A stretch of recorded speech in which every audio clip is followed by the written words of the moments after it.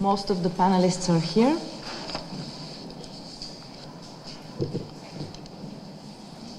Dear Head of the Cabinet, dear Deputy Mayor, dear participants in the EUT Plus Ideas Institute think tank, dear guests, it's a pleasure and honor for me to welcome you on behalf of the Rector of the Technical University of Sofia, Professor Ivan Krauf, on behalf of the whole Rector's body, and from me personally. As a member of the European University of Technology, the Technical University of Sofia shares the value about being a responsible university, taking care about society. Think human first is the slogan of UT+. All members of the UT+ share the ambition to work towards creating environment which is sustainable and safe for the future generations. We are aimed to build and to educate and train engineers and researchers of a new generation, engineers who take into consideration the human needs and also respect environment. Guided by that aim, the European University of Technology has established the Ideas Institute think tank in order to facilitate the dialogue between technological universities, broad society, representatives of local and central authority, and also industry. Today's event is one of the events organized by the Ideas Institute think tank, and we hope it will show that we are effectively collaborating and that all policies that are made are sound-based and they are related on scientific facts and figures. Before we proceed, I would like to introduce our guests who are present today. First of all, I would like to apologize our panelist, Minister of Environment and Water, Julian Popov. He couldn't make it because there was a Council of Ministers meeting which was prolonged. However, he supports this event and he is one of the senior fellows in the European Climate Foundations, and we hope to collaborate in future with him in all aspects of ecology and environment. I would like to introduce Ms. Karina Angelieva, Head of the Political Cabinet of Minister of Energy. I would say that she's a great friend of the Technical University, if she allows me to do that. She's former Deputy Minister of Innovation and Growth, Advisor of the Minister of Education and Science, Deputy Minister of Education and Science, Counselor, Head of Sector Education and Research in the Permanent Representation of Bulgaria to the EU. She works a lot towards the development of young researchers and young scientists and cares about all fundamental social issues that are relevant to our society. I think she can make a great contribution to the challenges of our contemporary environment. I would like also to introduce Mr. Dontru Barbalov, Deputy Mayor on Finance at Sofia Municipality. We are particularly proud as Mr. Barbalov is alumni of the Technical University of Sofia. He has a master's degree in engineering from our university. He is also member of the Board of Trustees of our university. Apart from this, he graduated from the City University of Seattle, Washington, with master's degree in finance, Master of Business Administration. I would like to introduce also Professor Noel Fitzpatrick. He is Professor of Philosophy and Dean of the Graduate School of Creative Arts and Media at TU Dublin. He is also, I would say, the creator and academic lead of the European Culture and Technology Laboratory, the so-called ECT Lab, who is one of the initiators of today's event of the University of Technology. He teaches philosophy of technology and aesthetics to postgraduates and doctoral students at Technological University of Dublin. and supervises a lot of postdoctoral and PhD students in Grand Camp in the Faculty of Arts and Humanities. And I would like also to introduce Professor Georgi Todorov, who is professor at the Technical University of Sofia and director of the National Center of Excellence, Mechatronics and Clean Technologies. Actually, this is the center that hosts today's event. He is Dean of the Faculty of Industrial Technology, and his professional interests are in the 3D technologies, FEM analysis, and virtual prototyping, additive 3D printing, as well as clean technologies and renewable energy, innovation, and research activities.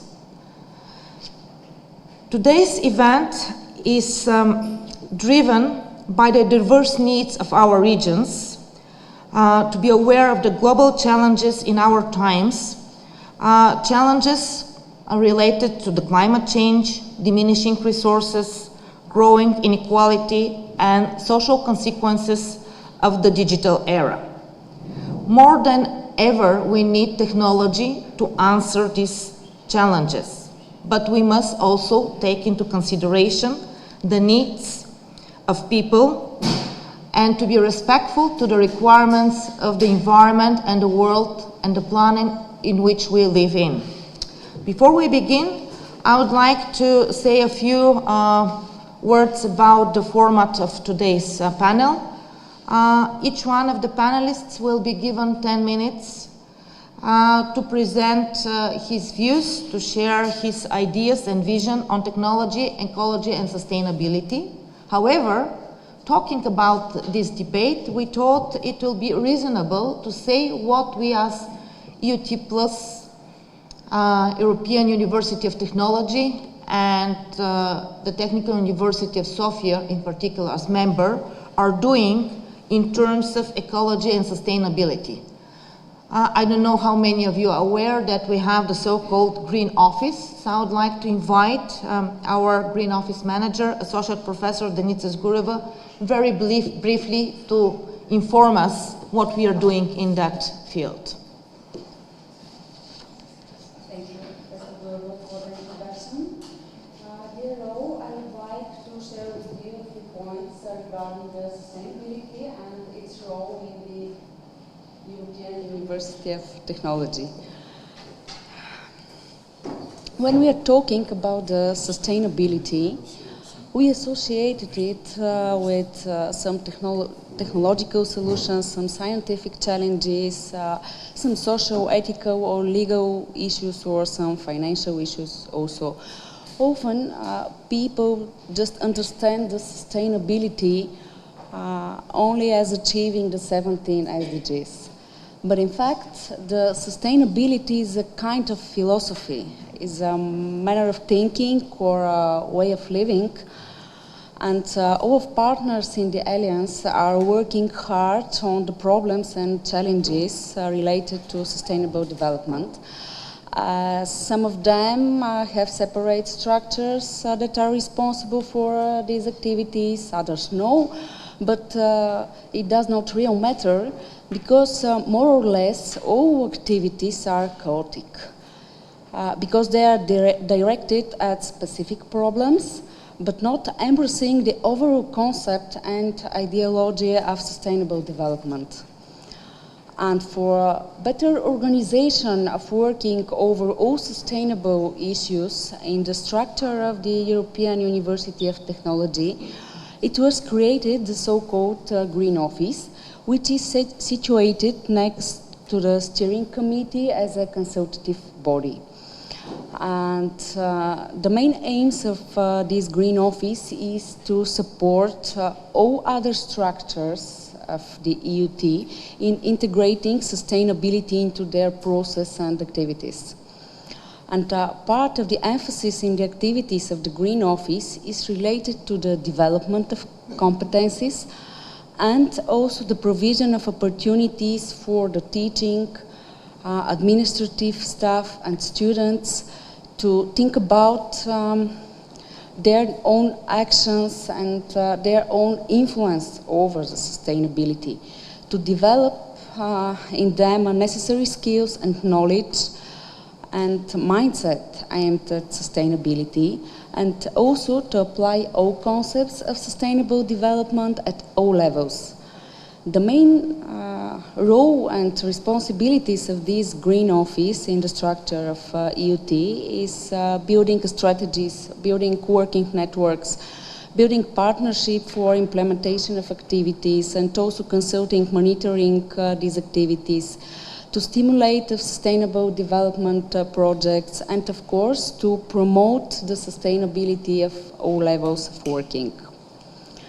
Briefly, also I would like to show you what we are doing here at Technical University of Sofia.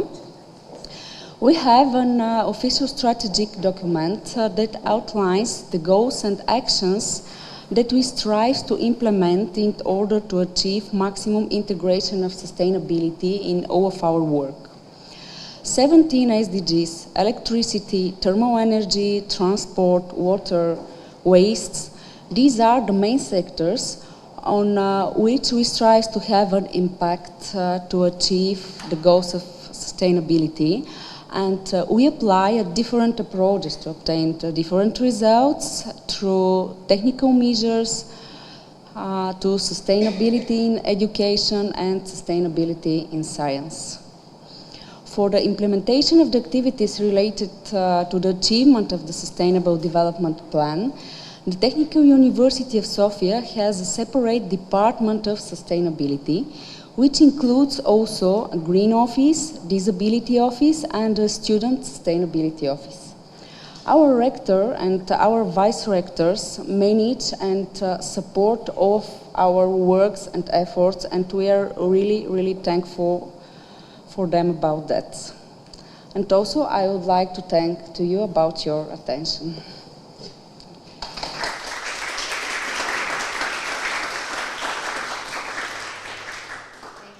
Now I give the floor to who shall start? I was thinking of Karina Angelieva, but she went somewhere. Maybe okay. Professor Fitzpatrick, as a creator of all this right. think tank. Okay, thank you very much. And I'd also like to formally thank our colleagues here in TU-Sofia who have been hosting us for the last few days. It's been a really warm and wonderful experience, so thank you very much. So I suppose my role and what I do is I'm a philosopher. And what philosophers do, if we take a definition of philosophy from Gilles Deleuze, what we do is we create concepts. And we reflect on things as concepts. So one of the shifts that I've noticed since the pandemic is that we are starting to think about technology in different ways. So technology as a practice. So it's a reflection on technology itself.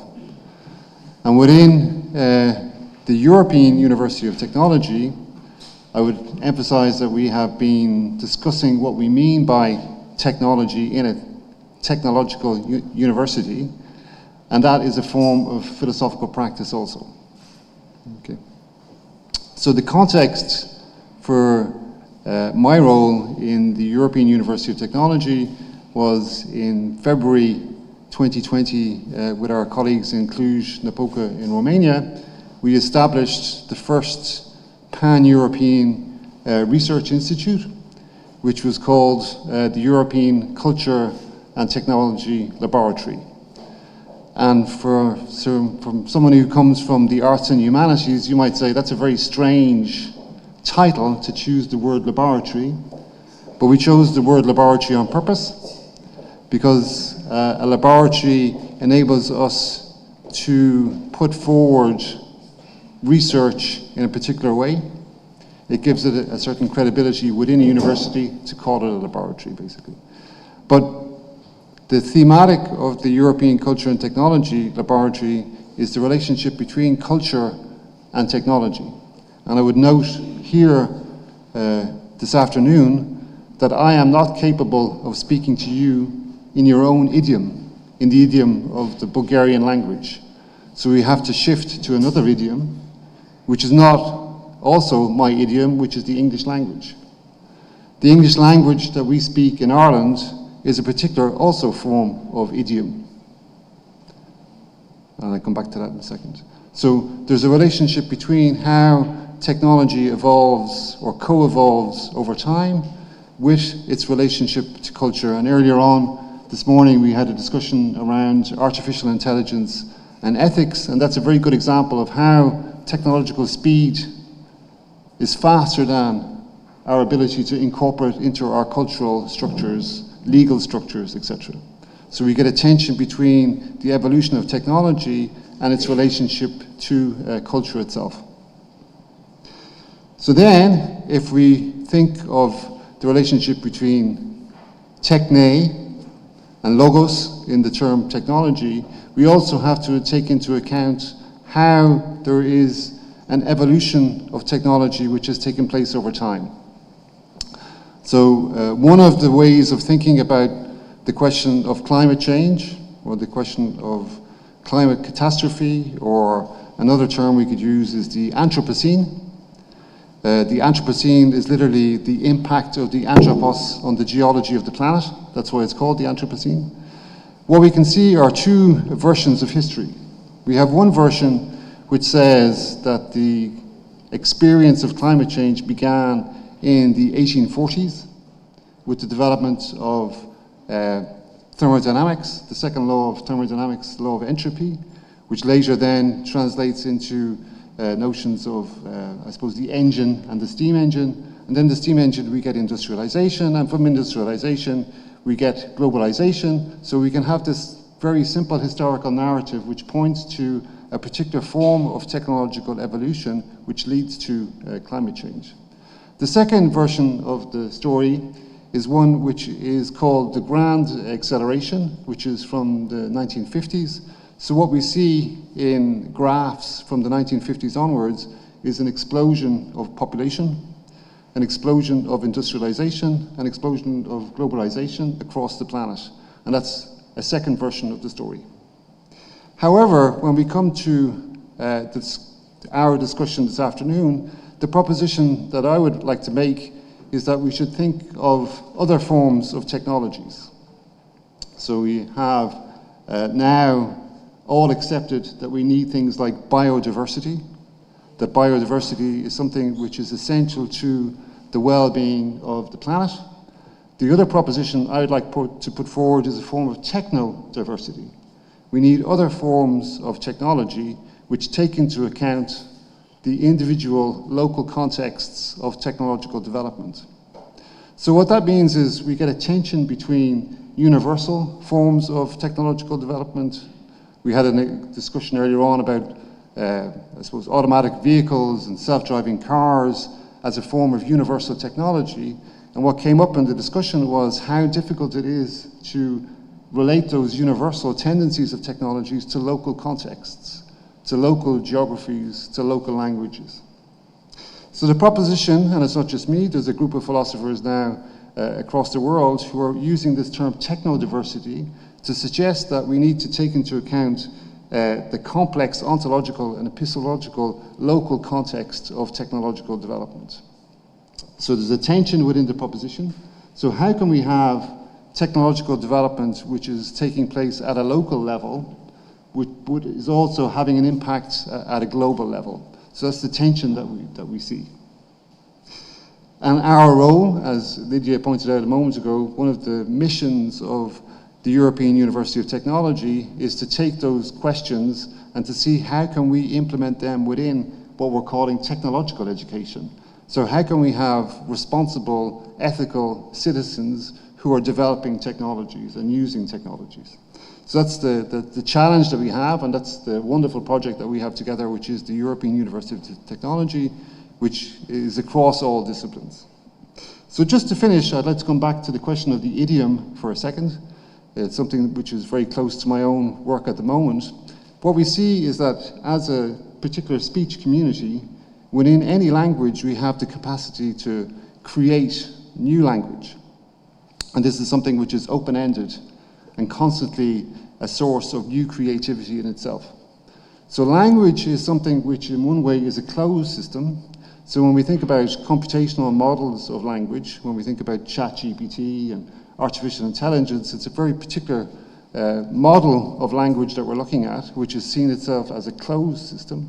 However, I'd like to point to the possibility, which is the poetic possibility of new meaning, which is in the idiom itself. So the idiom is something which is a personal localization of language. I appropriate language for me and I speak that language. So it's a form of individual ecology, if you wish. And that notion of the idiom is something which I see as a way of challenging globalized tendencies of technological development. So it's trying to take into account the local context, which today is this context in Sofia in Bulgaria. So how do we take into account the local context in the overall development of technologies to respond to the global challenges? So thank you very much for your attention. Thank you. Thank you.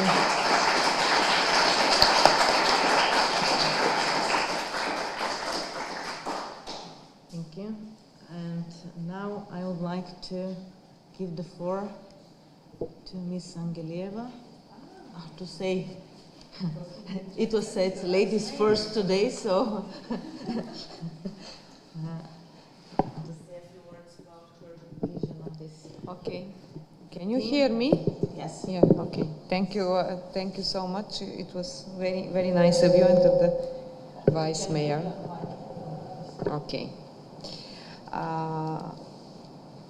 Hello everyone, also from me. Thank you, Lydia, because the introduction was extremely kind. I felt very special. The truth is that I'm always happy to be here. I'm not for the first time in this center, and now when I came, I felt very easy to enter, to find where to go, and to see that there is life in it. Because the first time I came with Professor Tudorov, there was no one yet, and I'm happy to see that the results of investing a little bit in research and innovation in our university is giving some good results, and I see a lot of maybe not a lot of people, but I see a lot of somehow interested eyes. There is a kind of expectation in the audience, which is always good. I think at least you are not bored, which is extremely important nowadays to keep the attention on the topics of sustainability. Thank you. I'm really surprised. Usually I know everything, and I was totally shocked that the Technical University of Sofia has a green office. Wow, congratulations. It's super nice. If you allow me, I would like to talk about this also outside the university to promote this idea.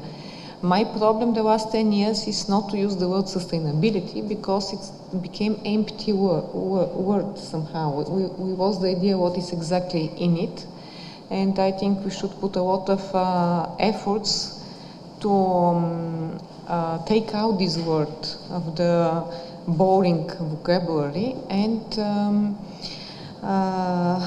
as Professor Fitzpatrick explained before me, to try to give it a life through personality, society, mindset, culture, why not? I like this, although it's not a new concept, the new Bauhaus initiative, the European Union, but I think we are far away really imagining technology to culture. It's really great to have you here. You didn't mention one word, which also recently is, we're repeating it so much that it become a bit empty. And it's about education and training. I prefer to talk about research and innovation, not about energy, because this is now my new position. But we also have to make a smooth transition to my short intervention. I would just add to the key factors of understanding nowadays challenges, the education and training, because it won't work only with one nice green officer. This exercise that you have, it was also from home. We have to train and educate the parents, the society, the businesses. I will start from my end point to the beginning of what I was planning to tell you. I will start with one good example. From last summer, we worked quite hard in Trachea economic zone. This is in Plovdiv region. And we elaborated the first for Bulgaria, the so-called charter for zero net emission. More than 30 companies agree on concrete steps what to do so that to decrease the dependence on fossil fuels, to introduce smart metering, to introduce energy efficiency, to introduce also a plan in the short term future how to decrease dependence on gas, because after fuels this is another big elephant in the room. But next to these 5 concrete, extremely important and also costly measures, I have to tell that we attach 5 other measures which are part of the so-called decarbonization strategy of our mindset towards energy efficiency. And we put biodiversity, investments in greening the surroundings. We put education and training, so that to take care about the new generation of engineers, how to work for new solutions, technologies, from the point of view of materials innovations and climate change. We also put social care, because at the end of the day, another topic which we never discuss, I'm really shocked now already being in my new role in the Ministry of Energy, that we don't discuss how much energy is linked to the health of the people and the quality of life of the people from the point of view of social quality of life, but also of health. And if I have to start from the beginning of my speech, of course, I ask some colleagues to give me some materials, because I was a bit taken by surprise from Professor Tudorov that I have to talk. I can talk with pleasure about everything concerning research and innovation, but to go deep into the new Energy Act, which we published for public consultation, and we produce a hurricane of comments the last month. I don't want to have this debate with you now. But of course, I ask my colleagues for some concrete details what we do in the Ministry of Energy. It's not little.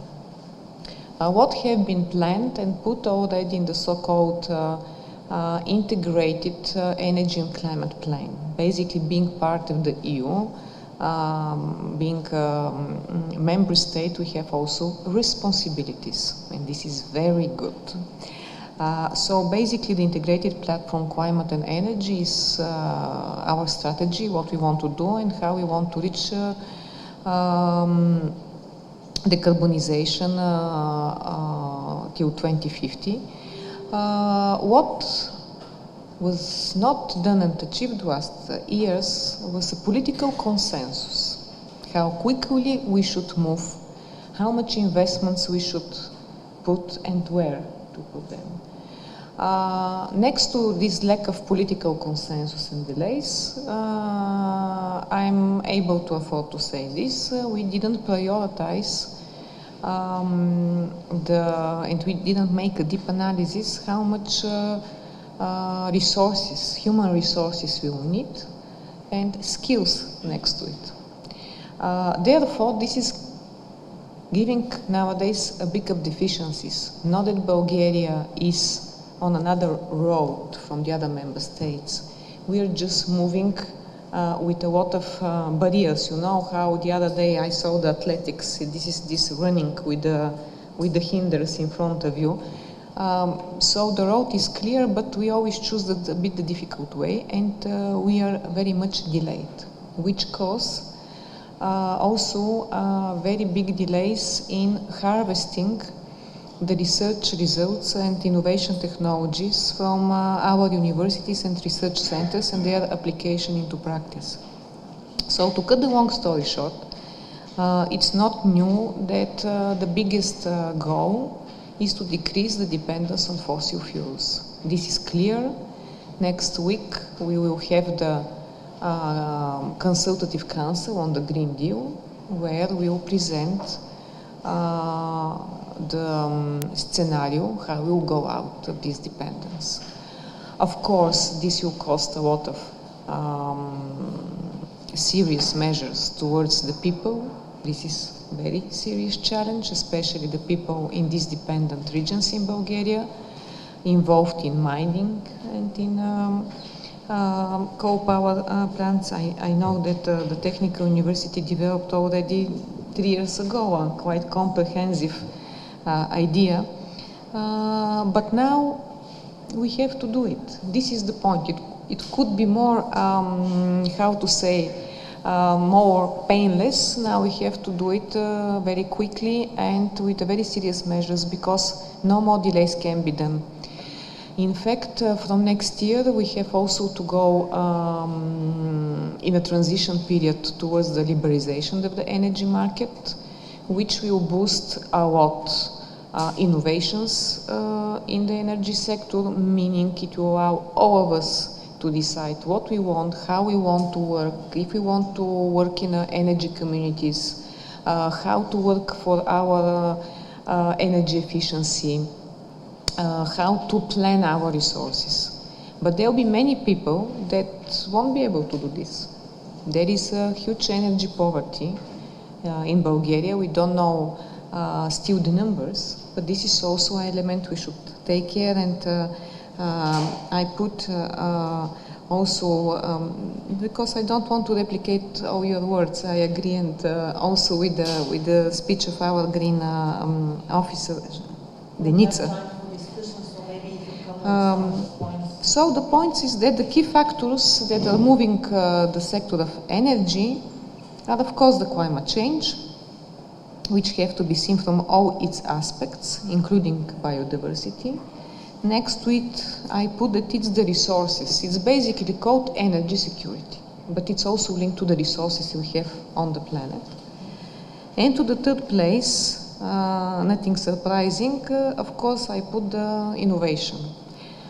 No surprise here, because without unlocking the potential of innovation and technologies, basically we can't move quickly to realize the decarbonization strategy. We have quickly to find new technologies and innovations in order to realize new infrastructure, for example, for hydrogen, to realizing new fuel stations which can work with a new fuel, last but not least to explore new critical resources for the sector.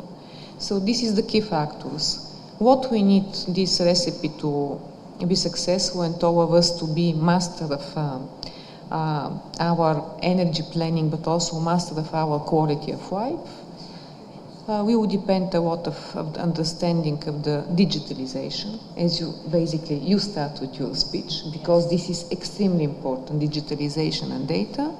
Second, I said already the training, and last but not least, don't forget that there is still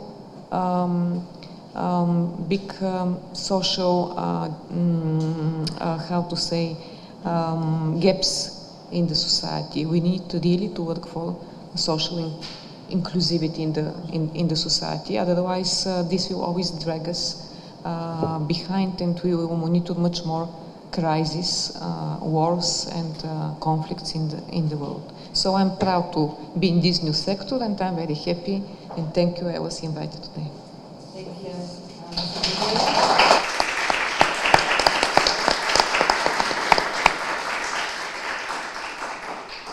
Now I would like to give the floor to Mr. Barbalov to say the viewpoint of municipality and maybe his personal viewpoint on these fundamental issues. Thank you very much, and thank you also for the very nice introduction, and I appreciate it a lot. What is very interesting about the municipalities, and of course Sofia municipalities, that we are very close to the people. So we are local. We think locally, we try to act locally, but at the same time, we are working with a very diversified group of people. Because, as you know, our population is more than 1.2 million, so there are different groups in this huge group of people, and everybody has his own priorities, his views, and his agenda, so we have to consider what they expect from us and what we can make for them. One way to approach, and we are working on it, is to have long-term strategies for development of a city. I would like to say sustainable development, because in order to be able to make changes which are gradual changes, you cannot make very rapid changes with big groups of people. You need to have a very long-term strategy. That's why we have a strategy for the development of the city till 2050. We have a strategy for public transport till 2035, and we have different strategic long-term documents which give us the policy and where we are going to be in the years to come.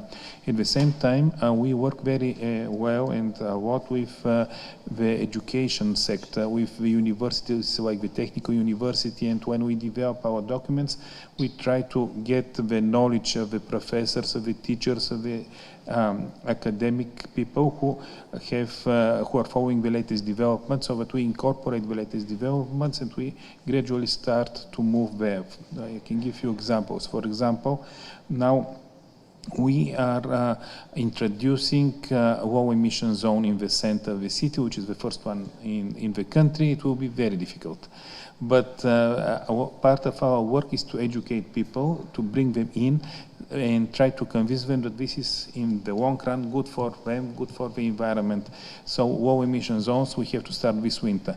In few years we have to limit the use of fossil fuel for heating in the city, which is also a very ambitious task, and we are working now for something which will happen in a few years, but now we are working with the help of the government to give people different alternative sources of heat, so the change is not going to be all at once, it will be gradual, and when the time comes, everybody will be more or less ready for it. So this is also very important for us, because when I saw at the beginning different topics, well, we have electricity, we have waste, we have transport, we have thermal heating, we have everything, but at the same time we have to make sure that the new ideas and the new strategies which we implement will be with the support of the people. That's why we need education, we need to explain why this is done and what are the reasons behind it, and lead the change, basically. And because I have colleagues who are working on heat zones in the city, we are making this analysis. It's another challenge because we have zones of the city which are overheating in summer. We have to try to address this issue.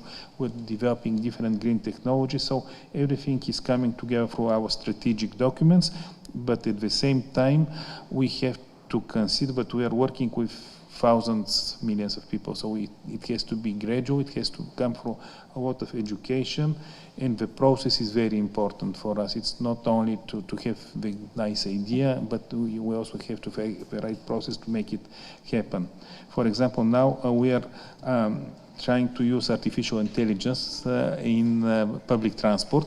This will be for the first time in our city, on one of the boulevards. Let's see how it helps. Maybe it's more marketing than real change, but really we want to make people acceptable to new technologies and to changes. So thank you for time being. So whatever we do,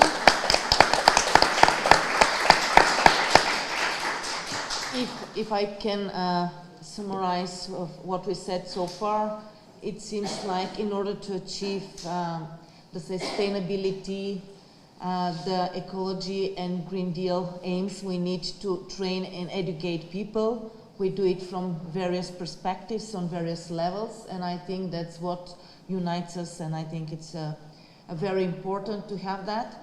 And now I would like to give the floor to Professor Todorov as a representative of the Technical University, to say what we do in that respect. And we do not only train and educate people, we do a lot of innovations, which was another important aspect, and I think he can speak about this also. Thank you. Thank you for the organization of such a, I think, important discussion about the future of our society, not only from technological point of view, but from ethical, from social point of view. I'm really happy to see so many international participants here in our meeting room in Center of Excellence in Mechatronics and Clean Technologies. What we try to do in context of EUT Plus initiative, we try to change, first of all, the environment. What means our educational and research environment? There is three main elements. First is infrastructure. Last years we have a chance to have 5 new projects that open opportunity to our university to upgrade the infrastructure. You see now modern, up-to-date, latest technology-equipped infrastructure.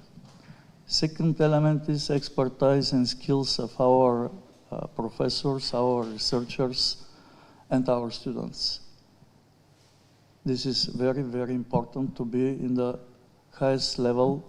We see in the cooperation with our 7 partners in European Technological University, that cooperation gave you new opportunities and new point of vision about the expertise and the importance of expertise, how we have to focus our skills and expertise, and this is one of the critical elements. And third one that is not so visible but is important too is a culture environment that we have to upgrade, starting to think from local aspects. As Mr. Barbalov said, we have a lot of problems in Sofia, but I believe in all other cities, in our partners and all the Europe, the problems more or less are the same. And culture that we have to create is global thinking and local work, but the global thinking is very important even from point of view that European Union is not the leading society in many aspects. We have leaders in some aspects, but in other aspects we are losing the leading positions. We have to compensate, not only in artificial intelligence, but in many other aspects. We have to put a lot of efforts, even our new generation engineers, new generation experts. And these 3 components will open opportunities to change the paradigm of our higher educational system. The paradigm of the educational system is now in transition like the energy sector, but not so visible. We have to change the system of educational manner of training the students from, this is actually important not only for our university or for our partners universities in the Europe. All the world works in the same direction. Different acceleration and different forces involved, but it's important to change the educational system from factology-based, as was many years ago, 200-300 years ago, when the information was not so reachable. Nowadays, the information is around us. How to use this knowledge, how to use the information, this is the new paradigm of our educational system. And the countries that have such an opportunity, that have a critical mass of thinking people in that direction is very, very important. I think that we have to change our models and philosophy of the training process from factology-based to learning by doing. Because the important aspect of sustainability is to create a new generation of experts and engineers that can be very flexible and very adaptive in the fast changeable environment around us. And to be competitive in the world industrial or social environment, to not lose the aspects of focus like artificial intelligence, like hydrogen economy or other important things that now we have to face. And this change is very difficult. We find that this is difficult, and the main difficulties comes not from the objectives, comes from people. We have to change, first of all, our professors. And this is the big challenge in front of us, and I believe that EUT environment, our partners, and such meetings will help definitely to understand that we have to have transition. What are the indicators of such a problematics? Decreasing the number of people that like to and wants to study high educational system. They go directly to the business. I have a discussion in that point in MIT in Boston 2 years ago, and one professor said, our big enemy is the business. We're talking that all our work is in the interest of business. This is true, but opposite is true again, because the business wants to take the talents directly from high schools and open short and very fast track to the big and good career, instead of the 5 or 6 years spent in the universities.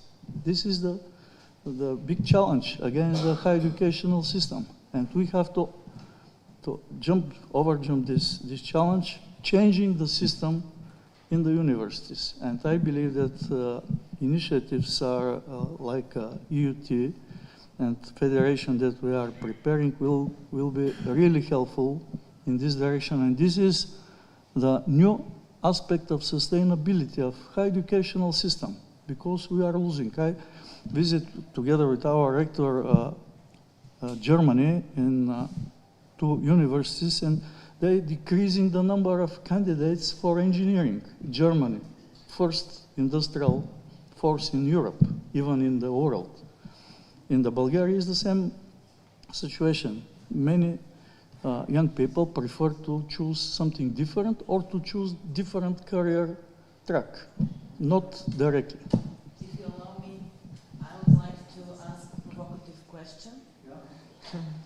And we, as European University of Technology, we claim that we have the goal to create the future European engineers that have common diploma and that are trained to realize their knowledge all over Europe.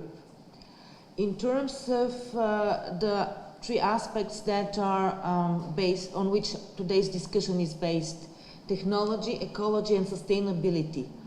How do you think will look the future engineer, the engineer of new generation, the engineer of EUT?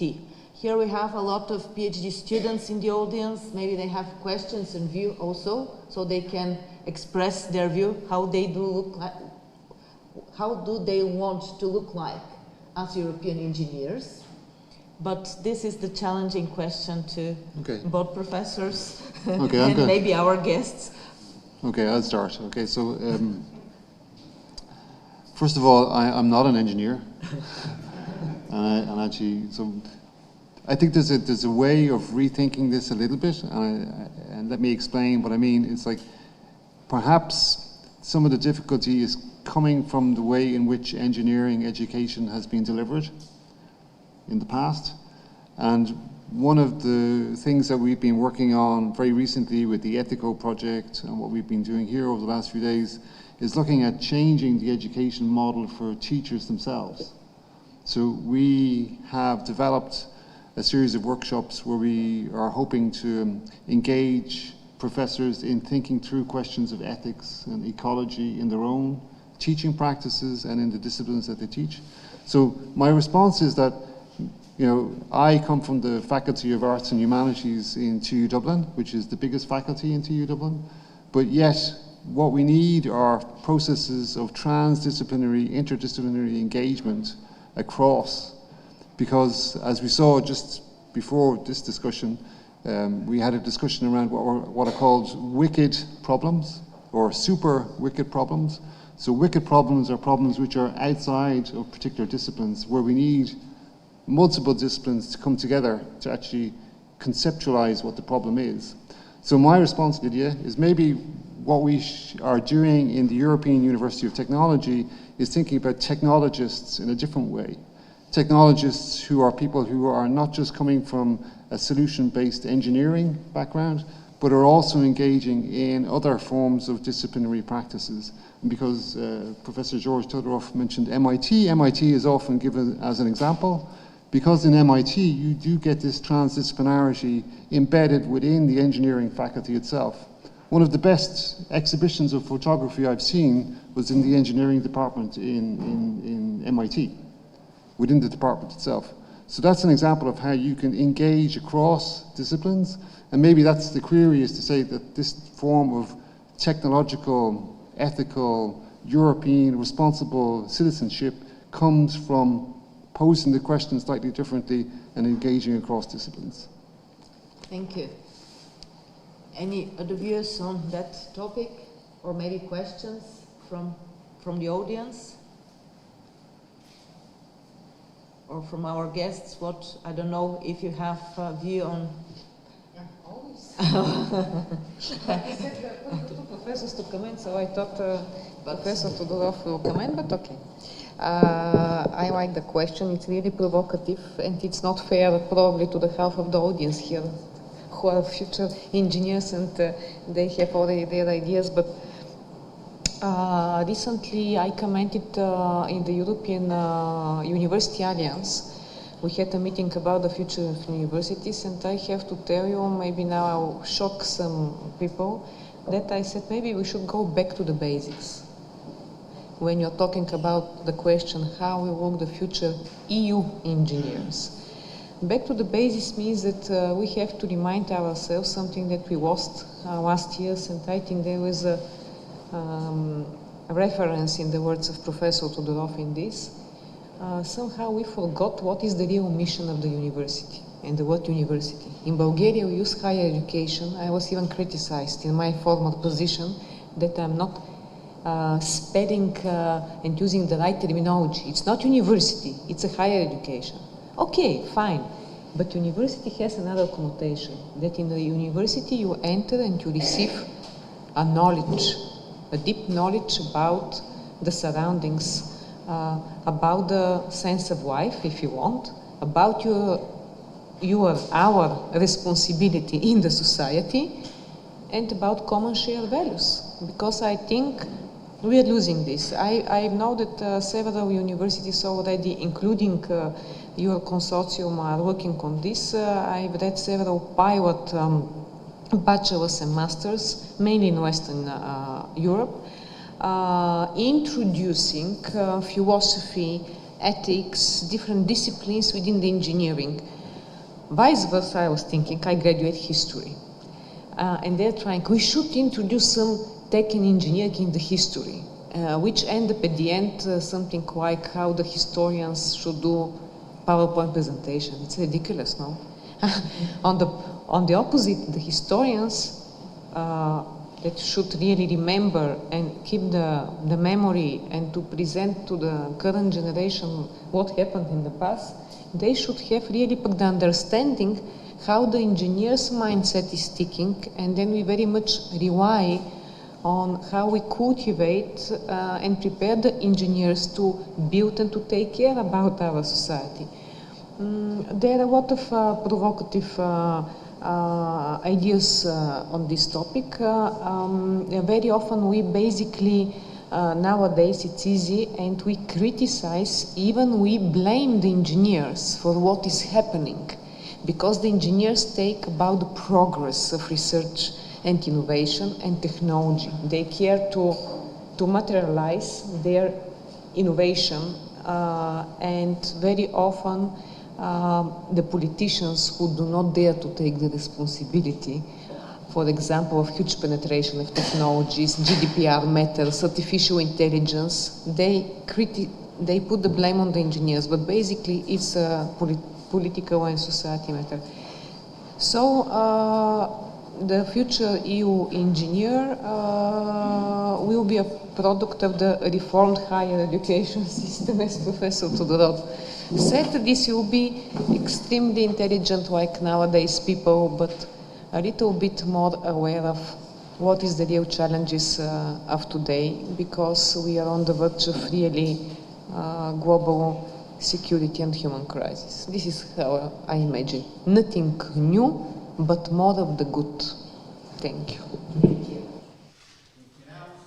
Yes. I personally believe a lot in lifelong education, and I think engineers, like anybody else who is graduating now, should be ready to study throughout his life in different subjects, maybe change the way he's working now 10 years ahead, because life is so dynamic. It is not like years ago you graduate, you know everything and nothing changes. Now life is just starting once you graduate. So you should be ready to accept change, be ready to change yourself, but at the same time, as Mr. Angelieva mentioned, the moral values are very important, because whatever you do, you should keep your values intact and adapt to the new technologies, new challenges, because life is too dynamic now and we should be ready for anything, but we should keep focus on our values and behave for the good, let's say, for the common good, which is kind of cliche, but I think. Thank you for the commentary. I think you yourself are also a very good example, because you have a quite multidisciplinary education yourself, so thanks. Now I would like to introduce our sixth panelist. That's Professor Georgi Angelov, Deputy Minister of Innovation and Growth. He is also a colleague of ours. He was chair of the Department of Microelectronics, chairman of the managing board of the cluster of Microelectronics in Industrial Electric Systems, head of Mino Lab at Sofia Tech Park, and director of Information and Public Relations at the Technical University of Sofia. I believe he has good reason to be delayed, because now we are living in turbulent times, so maybe some meetings, but Professor Angelov, would you like to say a few words on the topic, share your views about technologies, ecology and sustainability? And we've been commenting recently what the engineer of future in respect to this should look like. So it's everything's, now it works. So okay, thank you for the introduction. In fact, we are all colleagues, we know each other. So it's good that with Ms. Karina Angelieva is kind of successors, because she was previously Deputy Minister of Innovation and Growth. So it's good that our university is the, how to say, in the center of gravity of the expertise. I will keep restrained from repeating one and the same obvious thing. So what is fact is that in this challenges and priorities are not only part of goodwill and understanding, but also they are part of real activities that are achieved through specific procedures and calls for procedures in the currently ongoing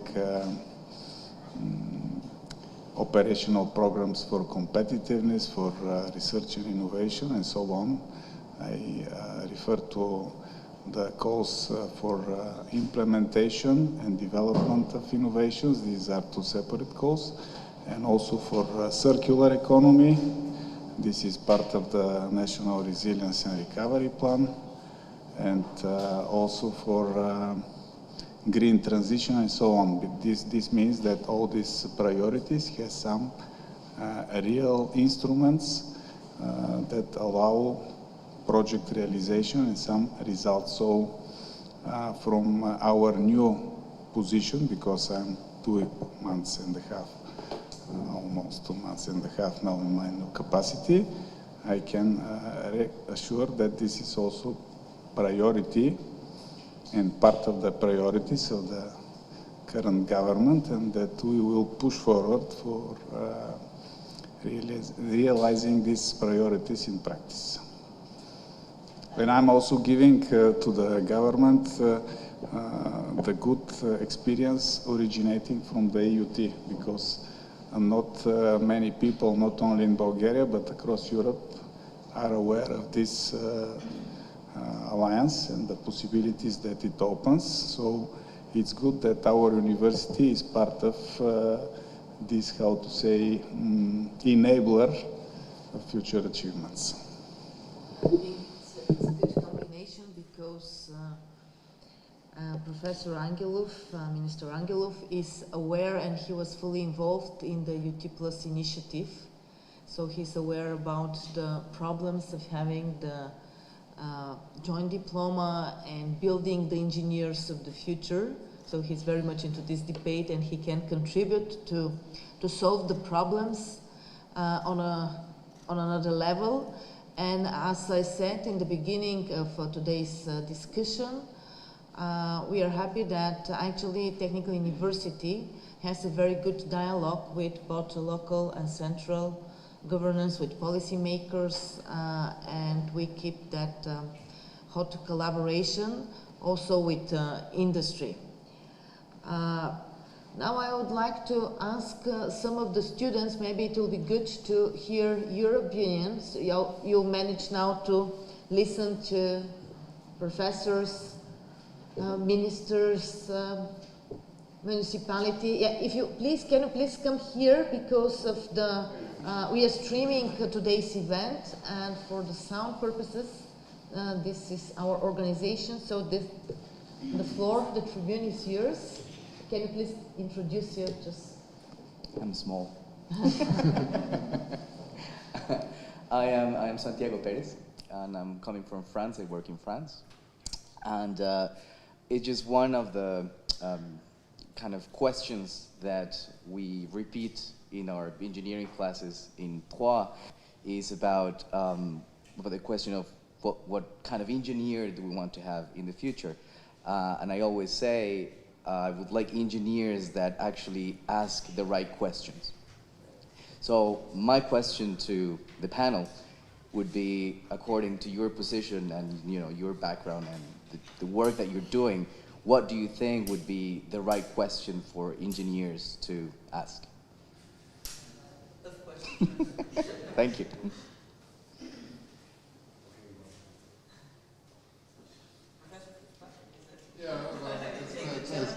I was going to make maybe an idiomatic response to that, or an idiotic response to it, and say, what's the meaning of life? But I won't. That's the fundamental question. Maybe, but I think, in all seriousness, it's about students, and I think actually it was Professor Todorov who used the term factology, which I think is a really interesting term to think about for a second. So we have students who now need to have more analytical skills because the information is available on the touch of a button on a smartphone immediately, and our attention, we are constantly called upon now to attend in a particular way. The number of cameras that are here, the smartphones that are around us, we're constantly being called to attend in a particular way. And maybe the question that the students could ask is how to best do that. And we had a very interesting discussion yesterday around the different forms of ethical frameworks in philosophy that we can look at. And one of them, which goes back to Aristotle, is to live the good life. So the fundamental question for somebody who is undertaking an education, and I use the term education, not training, an education in engineering, is that question around their responsibility. How to live their best life in terms of how they engage with technological development. So I don't know if I'm trying to close off without going too far, if you see what I mean. Thank you. Thank you. Any other? It's a very tough question. Give the floor to Professor. He's always prepared for all kinds of questions. Yeah, thank you. I think that to be an engineer first means to be creative, to like challenges, to like to see what you're doing and effects of your work to the environment, to the society, to the business. And one of the critical aspects of the engineering science and the engineers is to be adaptive, to be flexible, and to be responsible. Together, these three elements means to be competitive, because in the world running the fight between the different companies, different technologies, and there is the losers and winners. To provide all these, our initiatives, we have to have what? We have to have resources. Without resources, no chance to make a politics. And from where comes resources? From added value. Engineers adding value to the society. To add value, this is the critical point. To add value means to be competitive. Because in opposite way, we will lose the markets, we will lose the positions, we will lose the resources finally, and without resources, we will lose the politics. That is to be competitive, to be adaptive, to be flexible, to be experts, and to like a challenge. That is. So, dear colleagues, dear friends, do you have any other tough questions? Are there questions from the stream or no? Could I go back to a point? Yes. Okay. So I think at the very beginning you mentioned the term sustainability and the kind of the problems of the term sustainability itself. And I think one of the interesting ways to change that is to use the word ecology, because we can have ecology at different levels. We can have an ecology of the self. That's also an ecology of an ecosystem of how the self develops. Again, I'd point to the use of information technologies and smartphones also. There's a question of how that impacts the self too. Our ability to attend, our ability to give attention is something which is becoming rare because of the way in which technologies capture our attentions for a particular way. And then we have an ecological relationship with the other person.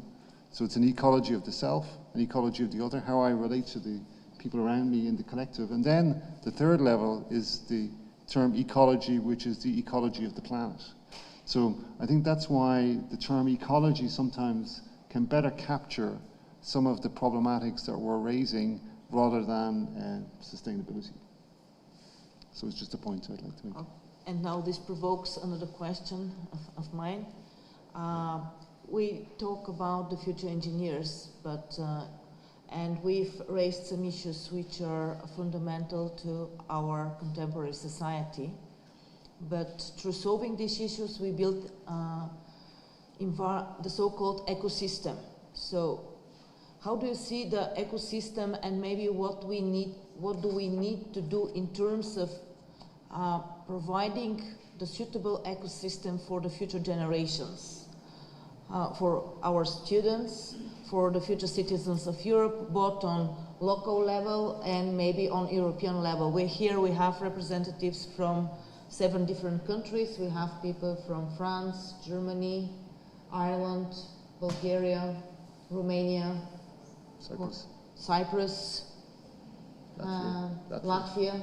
So we have a broad audience, European citizens audience, so maybe it will be interesting to hear the view from these different countries on European level. And we also shared our problems and our view on a national Bulgarian level. So what can we do to build the best ecosystem, the best environment, which will help the future of Europe? Which will help achieve the values that we claim we want, that the values that unite us as Europeans, and in a more narrow aspect as members of EUT+. Because actually on many levels we said the European University of Technology is a smaller ecosystem part of the bigger ecosystem called European Union. And actually we can be used as a test bed. And that's what we are doing, and that's why I'm here, to build the suitable environment and ecosystem for the future generation of researchers and engineers and future citizens of Europe.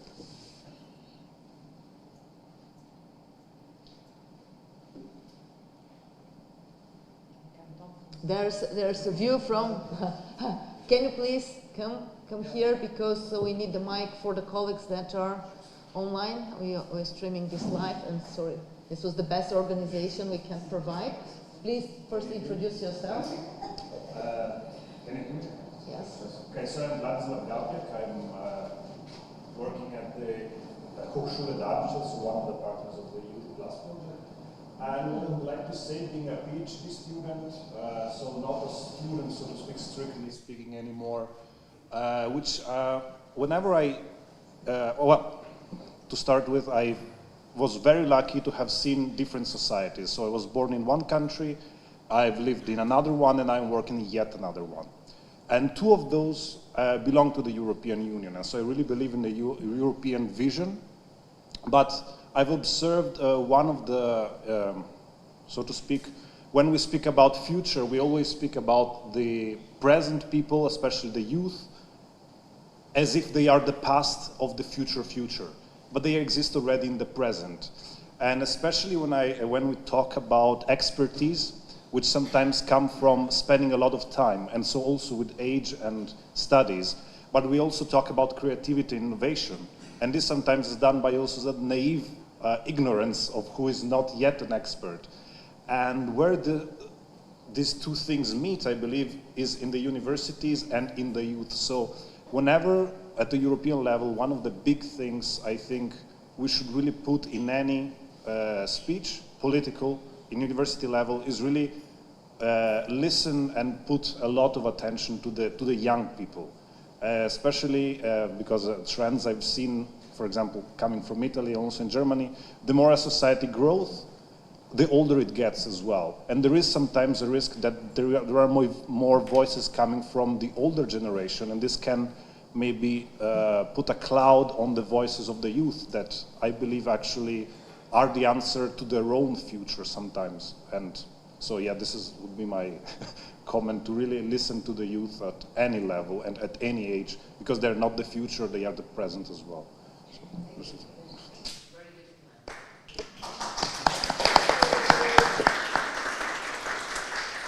Any more comments? From, yes? Okay. Really unfortunate.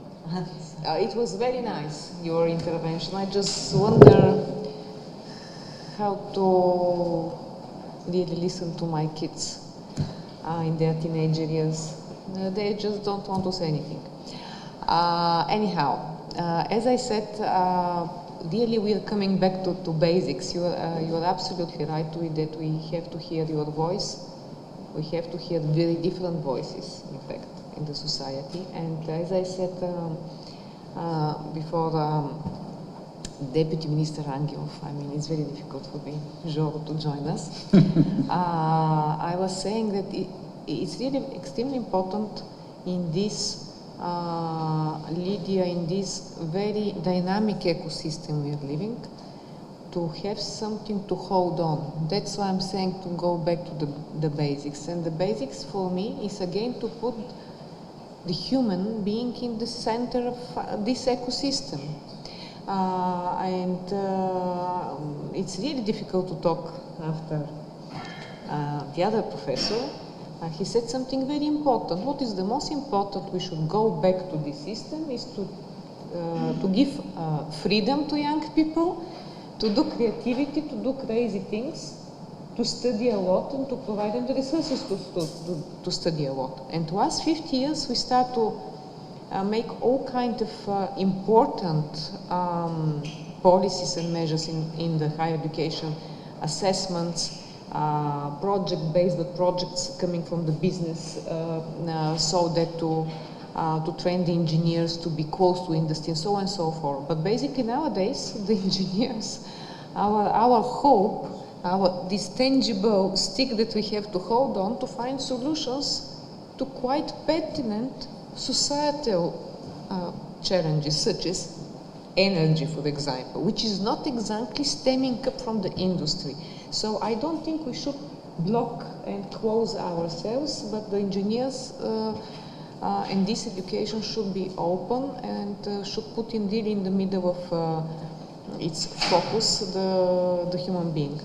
But also we need to keep the big picture, and this is the most challenging discussion that I do believe and I wish in your European University of Technology to continue, because the difference with 200, 300 years ago, there is, as I said, in my personal opinion, historian, there are not many differences, but the real differences is the data, the access to information, the virtual world, how we access, and this makes really the things quite more challenging and super interesting.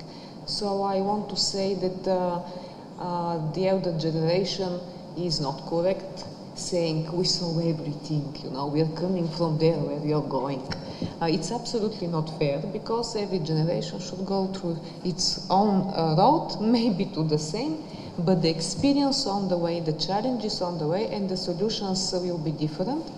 And here I conclude, being now with the chapeau of the energy, that energy is going back to back up with climate. Thank you for the word ecology. Of course, it's again back to the basic. We are forgetting the simple things. From here onwards, really the difference is that we already know that the resources has an end. Okay, there is space, of course, there is other planets, but it's quite arrogant to think like this, that we are here only to conquer other planets and to exhaust also their resources. So I think the difference from now onwards, and the huge challenge for the engineers, I will ask them indeed use what are the plans, how we will save our planet Earth. Maybe it's a bit cliche also, but why not? I like sometimes cliches. Thank you so much. Thank you, Ms. Angelieva. And any comments? There was a comment from the audience on this.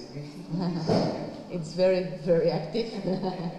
No, it's just like in terms of like things that I think we should keep doing, because we're doing a lot of things, or good things.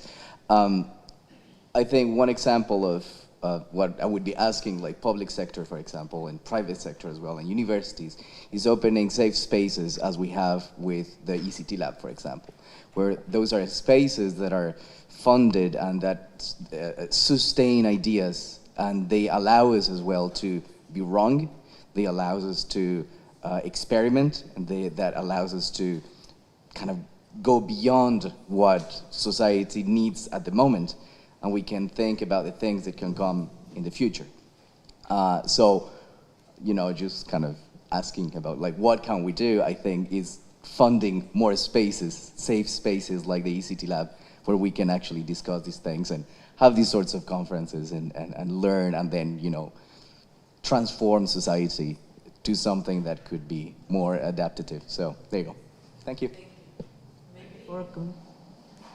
For a comment, the Deputy Minister on Innovation and Growth, how Ministry supports such, now from the other funding. Give us more funding. From the other perspective, maybe not only, the mics are on and they're strong enough, so it's and about the innovations in the field of ecology. So apologies, your apologies. Thank you for coming. Thank you.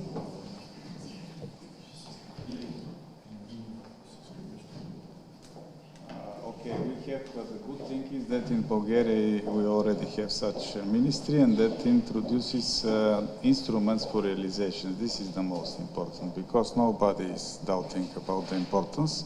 So really there are some instruments that are really applicable. I mentioned previously the calls within the operational programs, but also there are some instruments that are structured nationally. These are the funding instruments under the head of the so-called fund of funds, the fund manager of financial instruments in Bulgaria, where a lot of funding is provided at different stages of company growing, from startups, seed-ups, grow-ups, and so on. Also now is currently underway the Technology Transfer Fund, which is very important for pushing the innovations and the implementation of innovations. This is two-stage process. One, we have 60 million euro for structuring a technology transfer fund. This is within the fund of funds. This is the amount of money that will be used for funding initiatives. And also from the other side, there are 8 million euros for structuring a technology transfer office, which will be the facilitator, the unit that will find and